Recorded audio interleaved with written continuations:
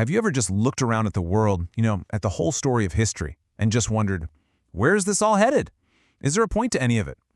It's a huge question, and today we're going to dive into a really powerful answer that the Bible offers, this grand story called restoration. So yeah, where is all this going? Is history just a chaotic series of random events? Or is there an actual destination? Well, the biblical story argues that, yes, history is absolutely heading somewhere. It's moving toward one single, powerful, all-encompassing idea: the complete restoration of absolutely everything. All right, to understand that destination, we first have to know the starting point, right? The story kicks off with an original blueprint for how the world was supposed to be, and then a really crucial moment of conflict that makes this whole journey of restoration necessary in the first place. So, in the book of Genesis, the story opens with this picture of utter perfection. Creation is described as this place of complete harmony. A seamless relationship between God, people, and the natural world itself.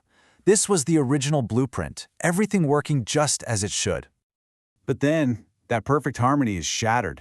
In this pivotal moment that theologians called the fall, humanity basically decides to go its own way. And that choice introduces conflict, decay, and separation into the world. This one event creates the fundamental problem of brokenness that the rest of the entire story is about fixing. So the story isn't just about waiting for some distant repair job at the very end of time. No, the really radical claim here is that the process of fixing what was broken has already started. The work of restoration is happening right now, as we speak.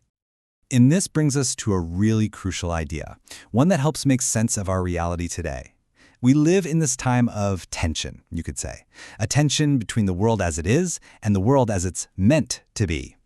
As Dr. Wellman puts it here, the future age to come has already broken into our present through Jesus Christ, even though we're still waiting for its final, complete fulfillment.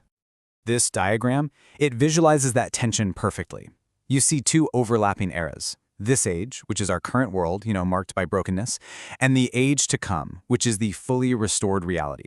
The arrival of Jesus kicks off the kingdom of God, creating this period of overlap, what's famously called the already/not yet.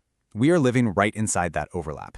And that's why we see these incredible acts of healing and reconciliation, that's the already, existing right alongside so much suffering and injustice, that's the not yet.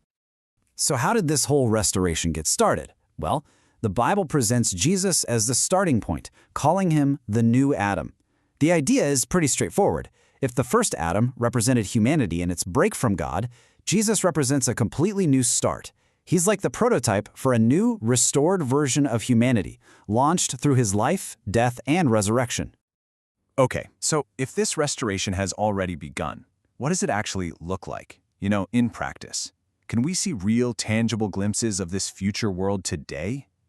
The answer is a big yes, and we see it primarily through the community we call the church. When it's working right, the church is meant to be like a living preview, like a movie trailer for the fully restored world. It's supposed to be a community where people from all walks of life share what they have, where those historical dividing lines, like race and social status, are erased, and where people act as a force for good in society. It's a foretaste, a sneak peek of how things are meant to be. And listen, this is an active mission. It's not a spectator sport. Believers are called to actually participate in this restoration work. The prophet Micah just nails the core of this mission in 3 simple actions: do justice, love mercy, and walk humbly with God. That's pretty much the game plan for living in this already, not yet tension. In fact, believers are even described as ambassadors for this coming restoration.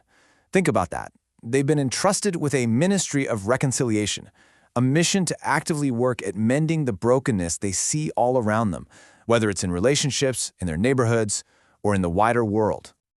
All of these present-day glimpses, this whole already thing, it's all pointing toward a massive climax. So now we're moving from the preview of restoration to the main event, the final, complete renewal of everything, what the book of Revelation calls the Great Unveiling.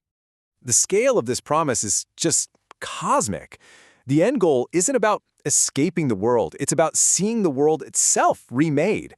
A new heaven and a new earth where sorrow, pain, and even death itself are finally and forever gone.